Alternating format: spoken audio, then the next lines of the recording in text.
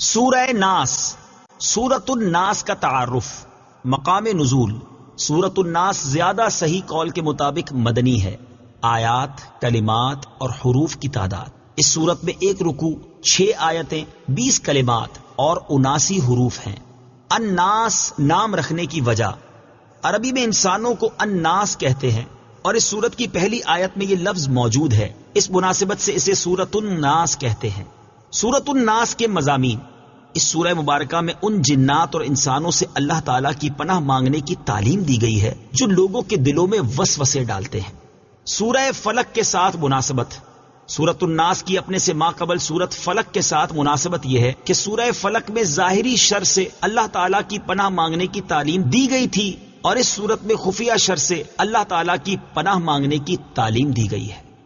بسم اللہ الرحمن الرحیم۔ ترجمہ: اللہ کے نام سے شروع جو نہایت مہربان رحمت والا ہے۔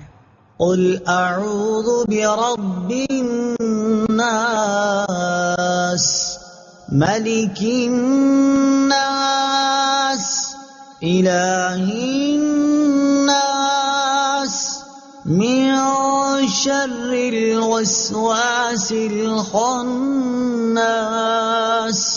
الذي يوسوس في صدور الناس من الجنة والناس۔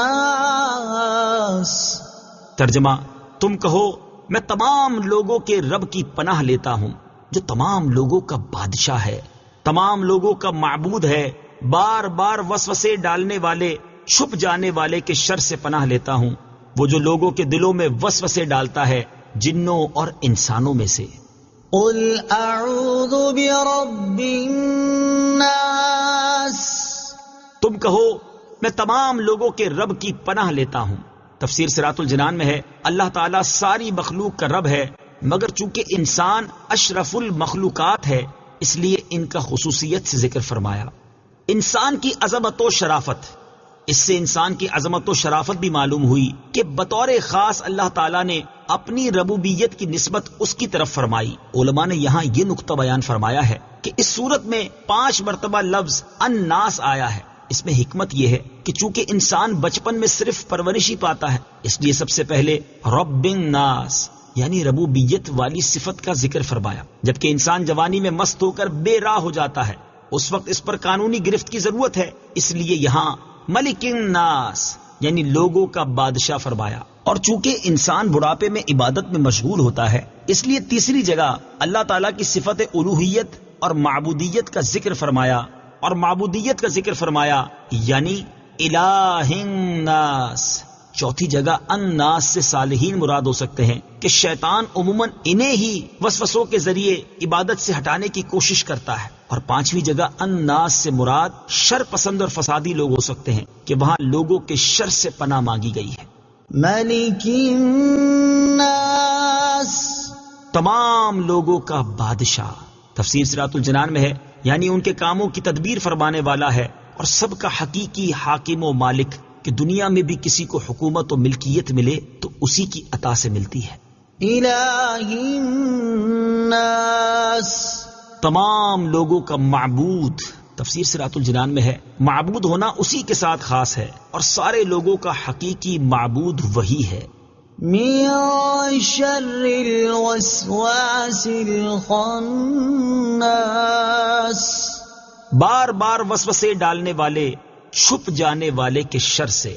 تفسیر صراط الجنان میں ہے اس سے مراد شیطان ہے، اور یہ اس کی عادت ہے کہ انسان جب غافل ہوتا ہے تو اس کے دل میں وسوسے ڈالتا ہے، اور جب انسان اللہ تعالیٰ کا ذکر کرتا ہے تو شیطان دبک رہتا ہے اور ہٹ جاتا ہے۔ وسوسہ اور الہام میں فرق: یاد رہے کہ برے خیال کو وسوسہ کہا جاتا ہے جبکہ اچھے خیالات کو الہام۔ وسوسہ شیطان کی طرف سے ہے، لہٰذا اس پر لا حول پڑھنی چاہیے، اور الہام فرشتے کے ذریعے اللہ تعالیٰ کی طرف سے ہوتا ہے، اس لیے اس پر اللہ تعالیٰ کا شکر کرنا چاہیے۔ نفس امارہ کے غلبے میں وسوسے زیادہ ہوتے ہیں جبکہ نفس مطمئنہ کے غلبے میں الہام زیادہ۔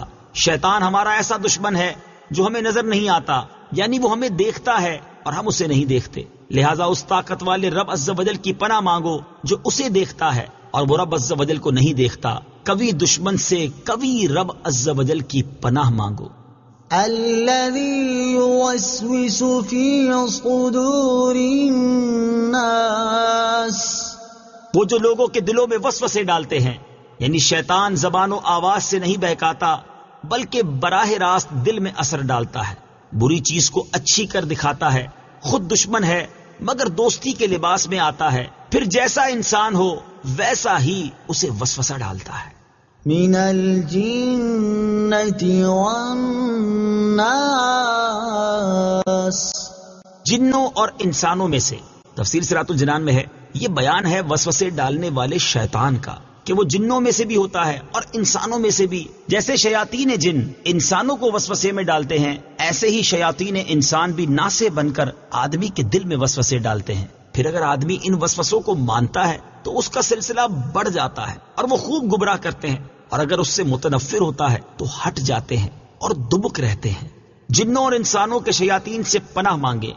آدمی کو چاہیے کہ جنوں کے شیاطین کے شر سے بھی پناہ مانگے اور انسانوں کے شیاطین کے شر سے بھی۔ اس سلسلے میں یہاں ایک مفید وظیفہ پیش خدمت ہے۔ چنانچہ حضرت عائشہ صدیقہ رضی اللہ تعالی عنہا فرماتی ہیں، بخاری شریف کی حدیث ہے کہ رسول اللہ صلی اللہ تعالی علیہ وآلہ وسلم رات کے وقت جب بستر مبارک پر تشریف لاتے تو اپنے دونوں دست مبارک جمع فرما کر ان میں دم کرتے اور سورہ قل هو اللہ احد اور قل اعوذ برب الفلق اور قل اعوذ برب الناس پڑھ کر اپنے مبارک ہاتھوں کو سر مبارک سے لے کر تمام جسم اقدس پر پھیرتے، جہاں تک دست مبارک پہنچ سکتے۔ یہ عمل 3 مرتبہ فرماتے۔ حضرت عبداللہ بن خبیب رضی اللہ تعالیٰ عنہ فرماتے ہیں، ہم پر ہلکی بارش ہوئی اور اس وقت اندھیرا چھایا ہوا تھا اور ہم نبی کریم صلی اللہ تعالیٰ علیہ وسلم کا انتظار کر رہے تھے تاکہ وہ آ کر ہمیں نماز پڑھائیں۔ پھر حضور پرنور صلی اللہ تعالیٰ علیہ وسلم ہمیں نماز پڑھانے کے لیے تشریف لائے اور ارشاد فرمایا پڑھو۔ میں نے عرض کی کیا پڑھوں؟ ارشاد فرمایا صبح و شام 3 بار قل هو اللہ احد اور قل اعوذ برب الفلق اور قل اعوذ برب الناس پڑھو۔ ان کی تلاوت کرنا تمہیں ہر بری چیز سے بچائے گا۔ اللہ تعالیٰ سے دعا ہے کہ اس تفسیر کو عوام اور خواص سبھی مسلمانوں کے لیے نفع بخش اور فائدہ مند بنائے اور اسے مسلمانوں کی اعتقادی، علمی اور عملی اصلاح کا بہترین ذریعہ بنائے، اور اس کے صدقے میرے والدین، میرے عزیز رشتہ داروں، اساتذہ کرام، دوست احباب، دیگر متعلقین اور معاونین کی بے حساب بخشش و مغفرت فرمائے، آمین ثم آمین۔ صدق اللہ العظیم۔